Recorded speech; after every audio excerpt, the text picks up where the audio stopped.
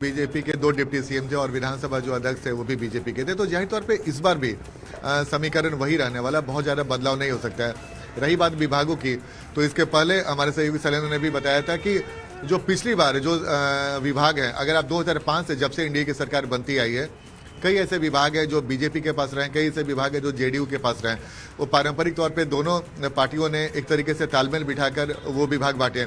इस बार भी बहुत ज़्यादा परिवर्तन होने की संभावना नहीं है, चूँकि ग्रामीण कार्य का विभाग हो या फिर शिक्षा विभाग हो, जल संसाधन, ऐसे कुछ विभाग हैं जो जेडीयू के पास रहे हैं। उधर दूसरी तरफ देखें तो उद्योग विभाग हो, स्वास्थ्य विभाग हो, पथ निर्माण, ऐसे कुछ विभाग है, नगर विकास, जो बीजेपी के पास रहते हैं। तो ये परिपाटी चली आ रही है। लेकिन इस बार परिस्थितियां क्या रहेंगी, चूंकि इसमें 3 और सहयोगी दल भी की एंट्री हुई है, चिराग पासवान की पार्टी, जीतन राम मांझी की पार्टी और उपेंद्र कुशवाहा की पार्टी।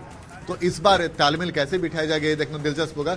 लेकिन बहुत ज्यादा विभागों में आनंद, भले ही बहुत सारे चेहरों को दोहराया जा सकता है, लेकिन सवाल ये भी है क्योंकि महिलाओं की बहुत हिस्सेदारी रही है, उनकी बहुत भागीदारी रही है, तो क्या वो भागीदारी मंत्रिमंडल में भी देखने को मिलेगी?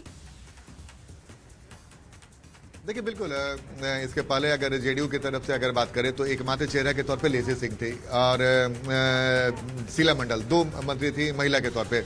इस बार चूंकि महिलाओं ने काफ़ी बढ़ चढ़कर हिस्सा लिया है, तो उम्मीद जताई जा रही है कि एक संख्या और बढ़ सकती है।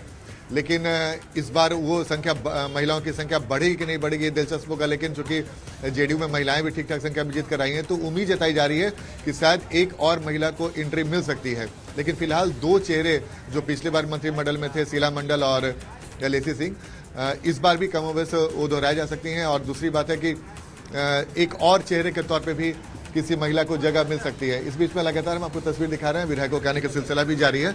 वही दूसरी तरफ जाहिर तौर पे इस बार अगर चलिए आनंद, आपको रोकना चाहूंगी, एक बड़ी खबर आ रही है, पहले दर्शकों को बड़ी जानकारी दे दें। बड़ी खबर क्या आ रही है वो अपने दर्शकों को बता देते हैं। और ये तस्वीरें आप जेडीयू के सीएम आवास की तरफ से आप देख रहे थे। और इसी बीच आपको ये बड़ी खबर बता दें, अमित शाह पटना आ रहे हैं। बड़ी जानकारी आपको दे दें, शपथ ग्रहण समारोह में शामिल होने के लिए अमित शाह पटना आएंगे। आज शाम पटना पहुंच जाएंगे अमित शाह। बड़ी खबर आपको बता रहे हैं, कल नई सरकार का शपथ ग्रहण होना है और इसी के मद्देनजर तमाम बड़े और दिग्गज नेताओं का आगमन अब बिहार में हो रहा है। और इसी बीच इस पूरी खबर की अधिक जानकारी के साथ न्यूज 18 संवाददाता शैलेंद्र लगातार हमारे साथ बने हुए हैं। शैलेंद्र, क्या जानकारी है अमित शाह के आगमन को लेकर? बिल्कुल, देखिए, जब बैठकों का दौर आज समाप्त हो जाएगा, उसके बाद शाम में आज अमित शाह पटना आएंगे और एनडीए के जो अन्य और जो बड़े चेहरे हैं उनके भी आज आने की संभावना है। और कल प्रधानमंत्री को आना है और उसके पहले अमित शाह आएंगे, जेपी नड्डा आएंगे, रक्षा मंत्री राजनाथ सिंह आएंगे। उनके अलावा जितने भी एनडीए शासित राज्यों के मुख्यमंत्री, उप मुख्यमंत्री और अन्य जो बड़े चेहरे हैं वो आज शाम से लेकर कल सुबह तक उनके पटना आने की संभावना है। अलग अलग तैयारी और अलग अलग सबके रुकने का इंतजाम भी किया गया है। तो चूंकि कल एक बड़ा दिन है बिहार एनडीए के लिए, तो ऐसे परिस्थिति में जब प्रधानमंत्री खुद आ रहे हैं तो उसके पहले तैयारियों का जायजा लेने, उन चीज़ों की समीक्षा करने खुद गृह मंत्री अमित शाह भी आज शाम पटना आ रहे हैं। और वो देखेंगे कि कल की जो तैयारी है, क्योंकि कहा जा रहा है कि गांधी मैदान में तकरीबन 2 से 3 लाख लोग पहुंचेंगे, जहां पर जो शपथ ग्रहण समारोह को सीधे गांधी मैदान से देखेंगे, तो एक बड़ी तैयारी है और एक बड़ा मैसेज। अमित शाह का जब आज शाम को आगमन होगा तो क्या उनकी मुलाकात भी होनी है? क्या वो बीजेपी दफ्तर भी जाएंगे? क्या उनका आगे का भी कोई कार्यक्रम निर्धारित है या सीधे वो शपथ ग्रहण समारोह में ही नजर आएंगे? देखिए, अभी इस बात की जानकारी नहीं दी गई है कि अमित शाह जब आएंगे तो बीजेपी कार्यालय आएंगे या नहीं। अमित शाह आएंगे पटना, उसके बाद होटल मौर्य में जाएंगे और होटल मौर्य से वो गांधी मैदान जा सकते हैं तैयारियों का जायजा लेने के लिए और वहीं पर भाजपा के नेताओं के साथ बातचीत कर सकते हैं। इस बात की संभावना फिलहाल जताई जा रही है, क्योंकि कई बड़े चेहरे इस वक्त बिहार पहुंच चुके हैं। तो जाहिर सी बात है कि तमाम लोग जब एक साथ बैठेंगे तो बातचीत भी होगी। और अभी तक जो जानकारी मिल पा रही है उस जानकारी के अनुसार अमित शाह होटल मौर्य में ही भाजपा के नेताओं के साथ बैठक करेंगे और वहीं पर मुलाकात भी उनकी होगी। जी, वाकई शैलेंद्र, देखने वाली बात होगी कि जब उनका आगमन होगा उसके बाद अपने निर्धारित कार्यक्रम के अनुसार गृह मंत्री कहाँ क्या करते हैं और शपथ ग्रहण की क्या तस्वीरें निकलकर सामने आती है। और देखिए, इसी बीच हम आपको ये बता दें कि कैबिनेट और साथ ही साथ उप मुख्यमंत्री को लेकर केंद्रीय मंत्री सतीश चंद्र दूबे ने कहा है कि ये फैसला केंद्रीय नेतृत्व करेगा। क्या कुछ कह रहे हैं, पहले आप सुनिए। बिहार में एक प्रचंड बहुमत की रिजल्ट हुई है, तो आना स्वाभाविक बात है, उत्साह का माहौल है और भाग भी पार्टिसिपेट भी करना चाहिए। केंद्रीय नेतृत्व तय किया है, केंद्रीय नेतृत्व तय करेगा कि कौन बनेगा यहाँ डिप्टी सीएम, मंत्री कौन बनेगा। और इसी बीच शपथ ग्रहण समारोह को लेकर केंद्रीय मंत्री राजभूषण चौधरी ने कहा कि पीएम खुद एनडीए के सभी नेताओं और सीएम के साथ आ रहे हैं। और देखिए इसी बीच हम आपको दिखा रहे हैं बीजेपी दफ्तर की ये तस्वीर है। डिप्टी सीएम सम्राट चौधरी का आगमन हो गया है। अब देखने वाली बात होगी कि आज भी बतौर डिप्टी सीएम इनका चयन होता है या नहीं। और देखिए ये तस्वीरें हम आपको दिखा रहे हैं। हमारे साथ अधिक जानकारी के साथ न्यूज़ 18 संवाददाता शैलेंद्र लगातार बने हुए हैं।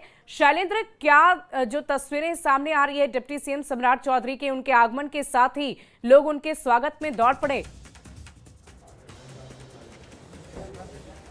बिल्कुल, देखिए बीजेपी के तमाम नेताओं को कहीं न कहीं इस बात का अंदाजा पहले से है कि सम्राट चौधरी के नाम को लेकर के आज बड़ा ऐलान हो सकता है। और उसके पहले जब सम्राट चौधरी यहाँ पहुँचे हैं तो इस वक्त वो इस कमरे में मौजूद हैं जो प्रदेश अध्यक्ष का कमरा है। और यहाँ पर तमाम जो बड़े भाजपा के जो नेता हैं वो इस वक्त इसके पहले यहाँ पर मौजूद हैं। एक आखिरी बैठक तैयारियों को लेकर के, और उसके बाद 11:30 बजे सीधे जब विधायक दल की बैठक होगी उस बैठक में तमाम नेता पहुंचेंगे। और कहीं न कहीं सम्राट चौधरी जब बीजेपी कार्यालय पहुंचे उस वक्त का जो माहौल था, उस माहौल को देख के कहा जा सकता है कि नेता का चयन होना है। और नेता के चयन के पहले सम्राट चौधरी के नाम को लेकर के कहीं न कहीं बिहार भाजपा के जो नेता हैं वो आश्वस्त दिखाई दे रहे हैं। और शैलेंद्र, डिप्टी सीएम के तौर पर तो आप बता रहे हैं कि हो सकता है कि सम्राट चौधरी को ही रिपीट किया जाए, लेकिन हम आपसे ये भी जानना चाहेंगे कि कौन से वो 2-3 बड़े नाम हैं जो आप समझ रहे हैं वहां के माहौल को देखकर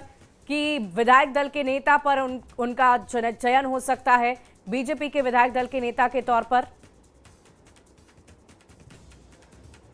देखिए जो बड़े चेहरे की हम बात कर ले, सम्राट चौधरी, विजय सिन्हा, रेणु देवी, इस तरीके से तमाम बड़े चेहरे हैं बीजेपी के। और इस वक्त हम बात भी पहले कर लेते हैं। विवेक ठाकुर सांसद हमारे साथ इस वक्त मौजूद हैं। विवेक जी, क्या लगता है कि सम्राट चौधरी और अन्य जो बड़े चेहरे हैं पार्टी के, उनके नाम पर आज मुहर लगेगी? देखिए, कुछ विषय हम लोग के दायरे के बाहर है। ये सभी निर्णय केंद्रीय नेतृत्व तय करता है और उसी को नीचे में उतारा जाता है। तो जो नेतृत्व तय करेगा, अभी विधानमंडल की बैठक में जो है उसको अनुमोदन होगा। तो बिल्कुल, देखिए विधायक दल के नेता के साथ साथ विधानमंडल दल का नेता भी चुना जाना है। और इसी को लेकर के यहाँ पर तमाम इस वक्त की जो तैयारियां हैं वो चल रही हैं। हम कमरे के बाहर की भी तस्वीर दिखाएंगे कि किस तरीके से यहाँ पर तमाम जो भाजपा के कार्यकर्ता हैं वो डटे हुए हैं, क्योंकि एक बड़ा दिन बिहार बीजेपी का। और तमाम जो नेता हैं वो एक एक करके पहुंच चुके हैं बीजेपी दफ्तर में, क्योंकि थोड़ी ही देर में बैठक शुरू हो जाएगी। पहले 11 बजे जदयू की बैठक शुरू होगी और 11:30 बजे से बीजेपी कार्यालय में भाजपा विधानमंडल दल की बैठक शुरू होगी। शैलेंद्र, हलचल काफी तेज हो गई है और तस्वीरें में हम देख